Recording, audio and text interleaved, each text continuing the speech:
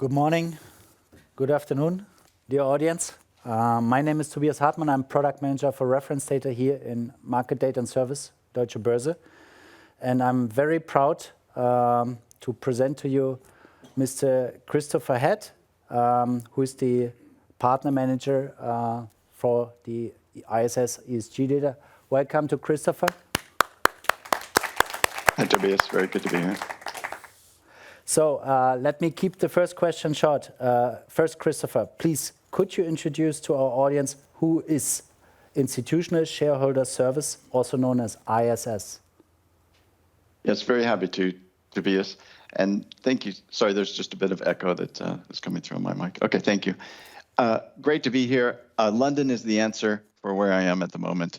But I think from an introduction for ISS, I have to start with one exciting development that just took place last week when ISS became ISS Stocks.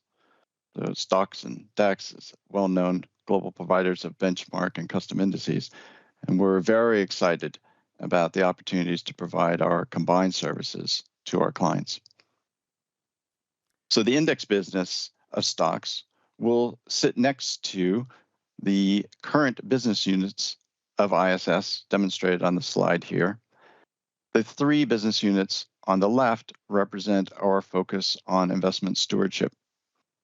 The first is our governance business, which provides governance research and recommendations, together with end-to-end proxy voting. And then the second from the left is our ISS ESG business, which I'm a part of, which provides our ESG research, ratings, data, analytics, and advisory services. And the third in the middle is our corporate solutions group. This organization helps individual companies design and manage their governance, executive compensation, and their sustainability programs. So today we're going to be speaking about the ISS ESG business unit. That's great. So I think we have a lot of things to tell, but as second part of ISS ESG data, the responsible investment division of Institutional Shareholder Service, as well as known as providers of corporate governance and responsible investments. Why do you bring data to the investors, asset managers, hedge funds, and let's say asset service providers? Thanks, Tobias. We help our institutional clients by providing ESG data that can be integrated into their investment decisions and their company engagements. So whether you're a collateral manager who is seeking to insert ESG into your risk management process, or perhaps a portfolio manager who's seeking to add climate transition risk into your own portfolio analysis, or indeed an asset manager who may be fulfilling their regulatory reporting requirements. In all these cases, ISS ESG data can help you. Our clients come to us for our ESG data for three primary reasons. First is because of our broad and innovative product set, where we focus on a continued innovation to pioneer market trends, meet our custom demand requests, and adapt to regulation as it changes. And second, they appreciate our transparent methodologies and how we leverage our global footprint for data collection. And finally, we bring our data to our clients when and where they need it in a secure, reliable, and flexible environment. And I think this is a area we may talk a little bit more about as we continue. That's very interesting. I think ISS ESG services covers more than 63,000 issuers for EU taxonomy eligibility. That includes 12,000 corporate rating issuers and more than 26,000 funds as a full service provider. Christopher, please, could you enlighten how ISS brings together different sources and data points for ratings, regulatory topics, as well as the climate data? Yes, absolutely. And I think it starts with a group of 610 employees who are spread across the globe. of which 280 of our colleagues are analysts providing quality control over our data points. And when you mix this with 25 years of corporate experience providing ESG data, it leads to a wide breadth of products for our clients. That product breadth looks across the slide that I just put up, but it covers everything from company and country ratings, measures of performance against the UN Sustainable Development Goals, carbon solutions covering everything from emissions to transition risk, physical risk, scenario alignment, carbon risk ratings, net zero alignment, and full screening across global sanctions, 20 plus sectors, energy, weapons, and controversies. And of course, we have regulatory solutions covering SFDR, PAI, EU taxonomy, and the upcoming EBA Pillar 3 requirements for banks. Amidst all of this, we also have a raw data offering that supports our environmental, social, and governance pillars. But as broad as our solutions are, they are also very deep. So I've just taken one example here with our ESG corporate rating. And I've taken a couple snips from this product's data dictionary. The solution has over 2,400 factors, and it starts with top-level ratings, moves down to data factors which are common across all industries, allowing for comparability, and then down into specific data points which are unique to individual industries. So it's just two examples here of that uniqueness. Might be in the healthcare industry, how affordable are the products that are created by the company?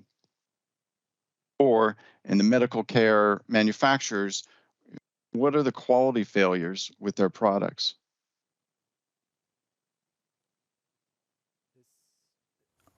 This is a very interesting point to bring up all the data points here to our kind audience.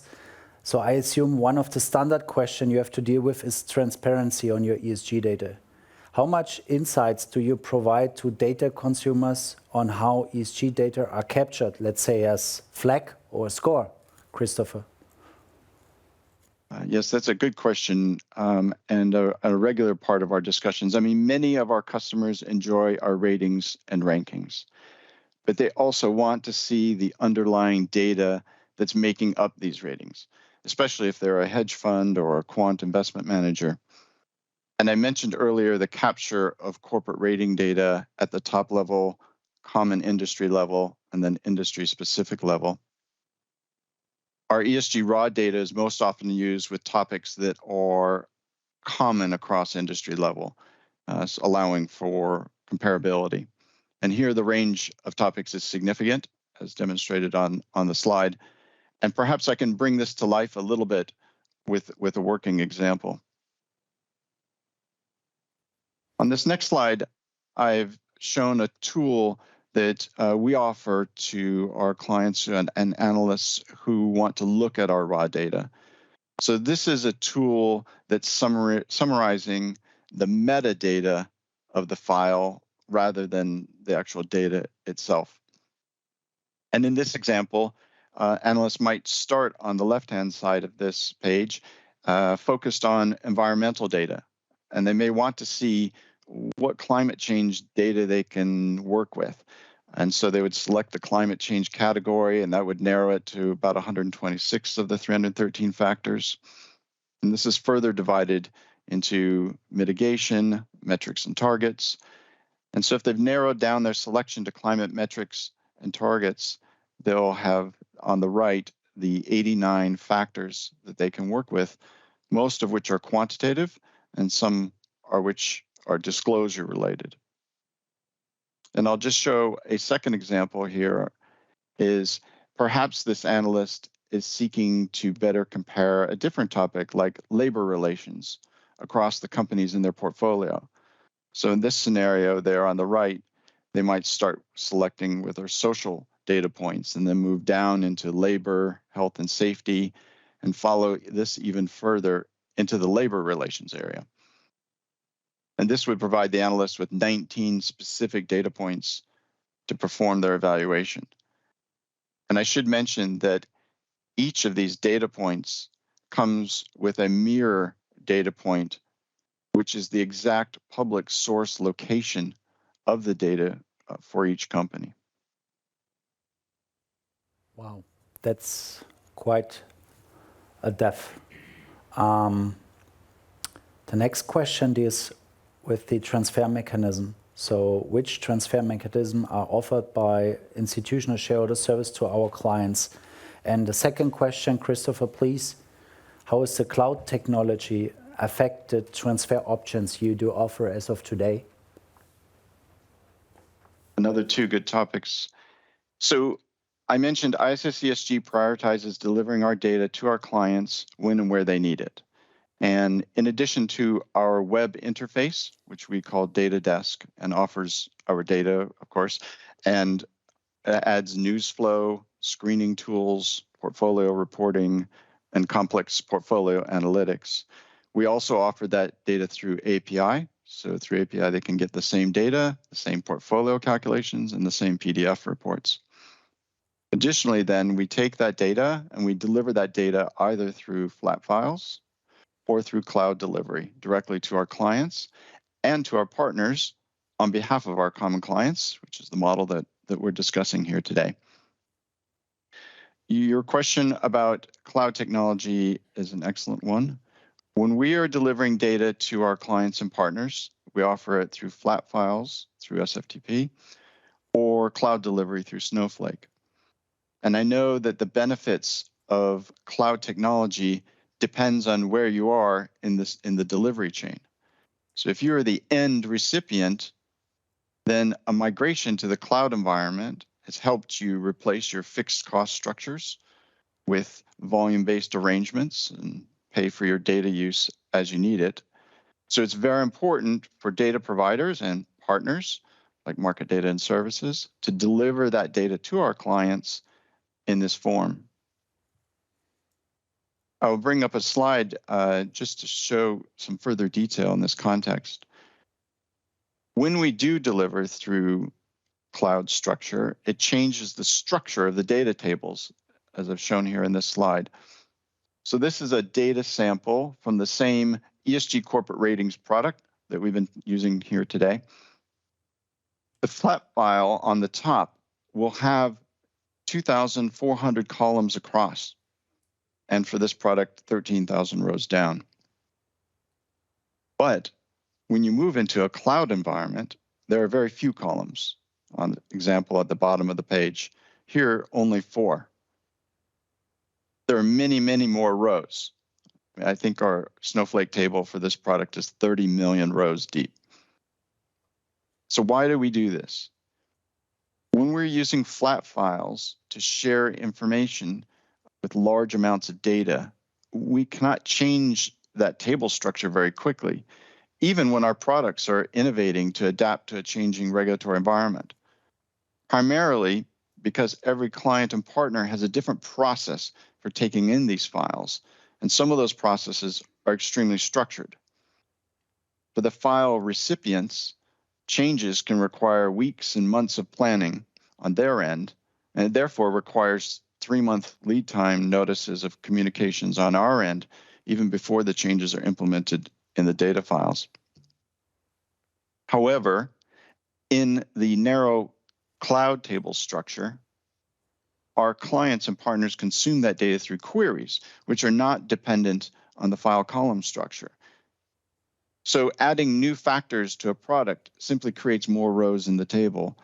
And this allows ISS as a data provider to bring our product updates immediately to all of our clients and our partners at the same time as they become available on our own platforms.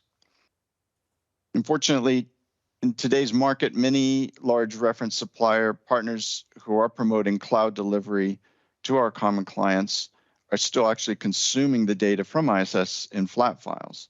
And so that means our product updates can be delayed reaching our common clients due to this regimented onboarding structure that's just associated with that delivery mechanism. So in summary, cloud delivery has a distinct advantage over flat files when it comes to delivering timely product updates to our clients and our partners. So, I'm excited about the delivery of our data through market data and services, which will enable all of our common clients to receive that data along with Deutsche Börse reference data. But perhaps, Tobias, you could talk a little bit about the roadmap for the integration with market data and services. With pleasure.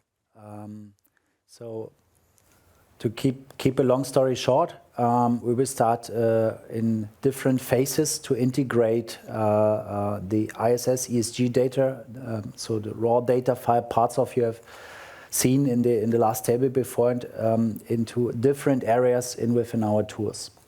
So first of all, we do have the market data, the Deutsche Börse data shop, where you can subscribe for the flat files as granted and delivered by ISS.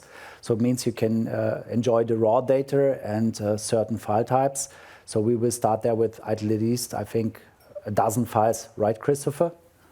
For the beginning. And this is just the beginning. So we now go around our clients and also the different parts in Deutsche Börse Group to see whether we missed anything, to make sure we have all the files available.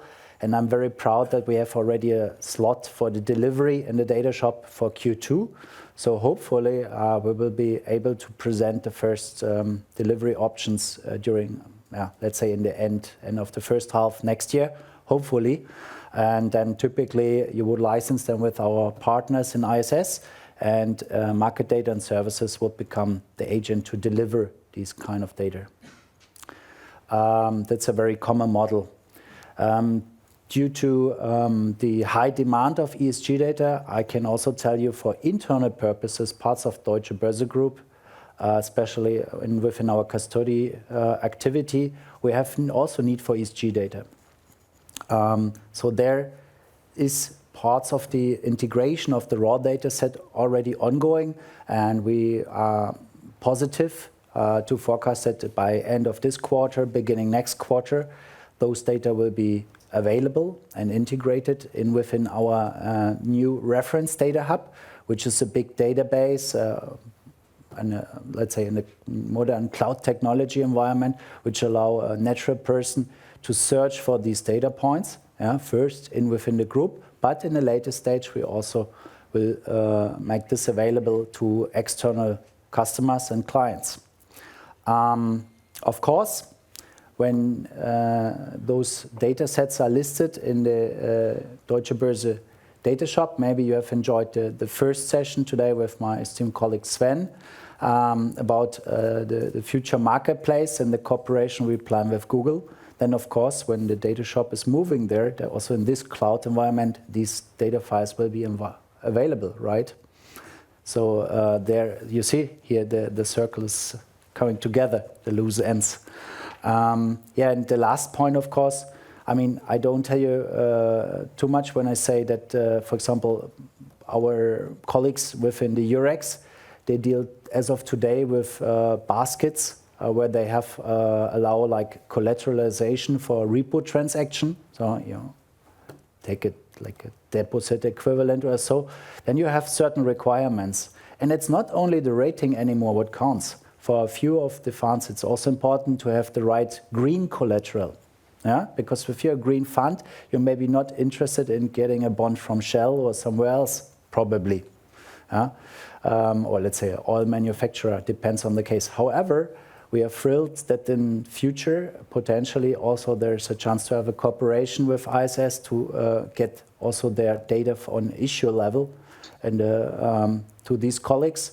So there's like plenty of cases we plan to cover, and step by step we will implement those.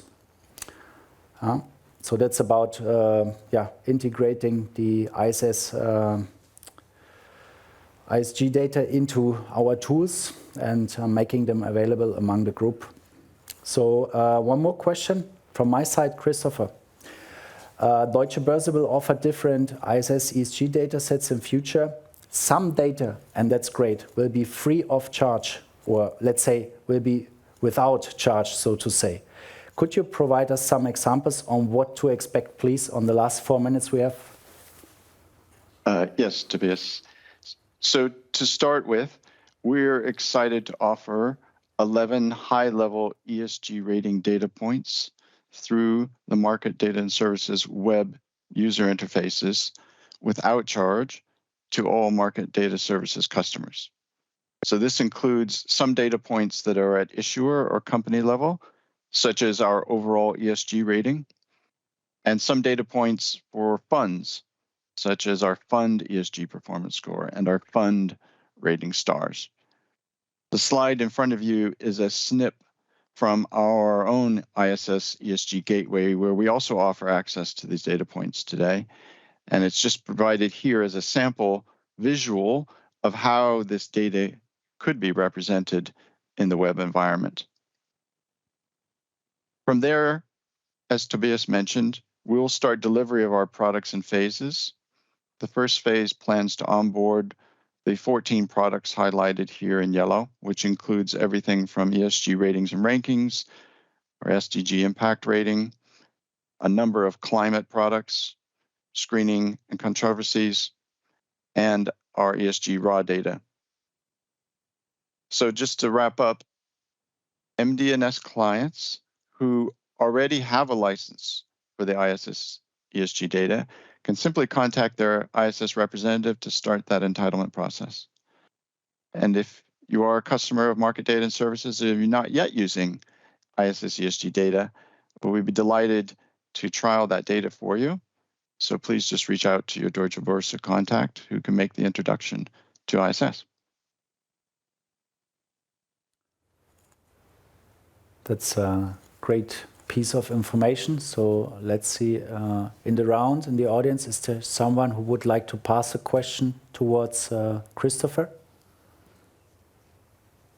I'd like to. Yes, please. Christopher, I don't know whether you can you hear me okay? I can hear you very well, thank you. Okay, perfectly. Good. All right, I've got a question for you that I hear from a lot of portfolio managers when I speak to buy-side firms. They have issues around greenwashing and self-reporting, especially from corporates. To what extent is greenwashing still an issue for a company like ISS? In other words, identifying greenwashing issues, if there are any.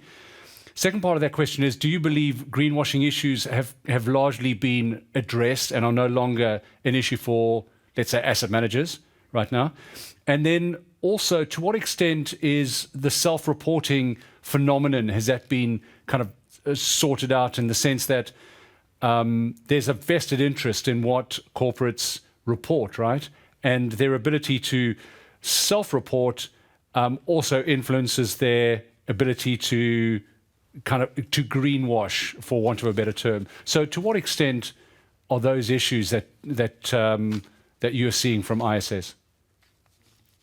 Thank you for the question. It's a very broad topic. I mean, greenwashing can be used in implies many different circumstances. But in the context in which you described, specifically around corporate reporting, I guess I'd like to probably just draw on how we think about data quality, right? Because data quality is at the heart of what ISS ESG does. And we think about that data quality in three different prior main capacities. One would be our data collection and our research, which is the nature of your initial question. But we also think about it in the context of data transfer, internally, externally, and then in our change management processes. Specifically, though, for the data collection, we integrate publicly disclosed data, as you mentioned. We also add alternative data, or what we call alternative data, and that's data from media, government agencies, NGOs, that type of thing, and vendor data under very set, strict definitions of rules. And so for each of those three areas, for public disclosures, we have a quality assurance process. It includes diagnostic tools, a systematic peer review, as well as top-level comparative data analysis. And for that alternative data I mentioned, we use a combination of artificial and human intelligence, where the machine learning techniques are applied to harvest the data, but then it's validated by the data analysts. And for the vendor data, we have over 650 rules that run each day. that reject any vendor data that doesn't meet our quality standards. And in addition to all of that, we have a corporate research teams who are conducting their own quality assurance checks. And for many data sets, our research team is conducting dialogue directly with the company and other relevant stakeholders to validate that information. And those assessments even undergo peer review and in some cases have a multi-layer sign-off process. So in summary, we have a very thorough and complete quality review process, which is overseen by colleagues throughout the company. And just because the data is reported by a company doesn't mean that it meets the quality thresholds that we may apply. Thank you. Many thanks, Christopher. A great thank you to London. Was a great presentation. Looking forward to see you soon and to accommodate the freemium data for all our kind clients. Okay. Thank you, everyone. Really enjoyed the opportunity.